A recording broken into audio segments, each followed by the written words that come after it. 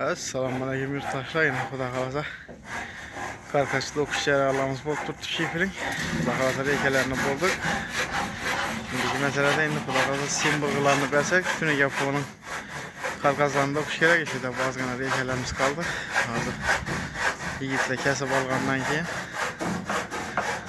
şedip Xudo xolasa sim tartış jarayoni bo'ladi. Frontonumuz reykesi var. Xudo xolasa şedip şebitimiz. Şimdi hizmetler bo'lsa aytaverasizlar.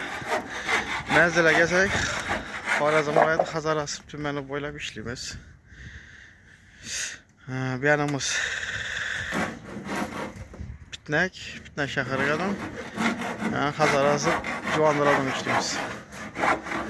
Şimdi hizmetler bo'lsa aytaverasizlar. Narxlari albatta kelishilgan holda bo'ladi. Çokmuş. Şimdi işe geçip tuttuk. Bir anamızdan neviz çıkarıverdik. Joy'un üzerinden çıktı bu neviz. Joy'ımızın yeni kelte. İyi gelir için atıp çıkarıp verin dedi. Şöyle daha çıkarıvermiş. İşlep. Şimdi hizmetle olsa aytaverasizlar. Kanalımıza abone olup like'lara basıp şimdi usta qara bilgen do'stlar Allah'ınıza padrisiyeti koysanız da tam acayip bo'ladi. Skitkerimiz geçip turibdi o'z ayında, Ramazan ayında. Skitkerimiz hemen qiladi.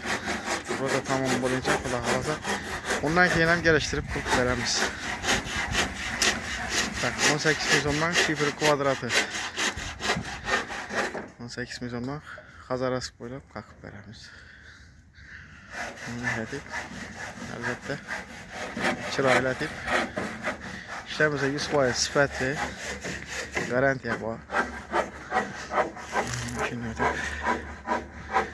acayip edip kapıp veririz.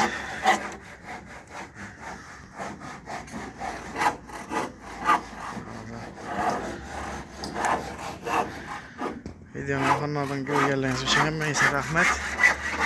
Kanalımıza abone olup like'lar yazıp basıp komentarlar yazıp dursanızlar Xudo xolasa bundan ham zo'r işleri çıkaramiz. Sezonumuz başlandı Xudo xolasa. Tamam bitta bo'shashdi bugün. Hammaga ko'rishguncha topib qolamiz.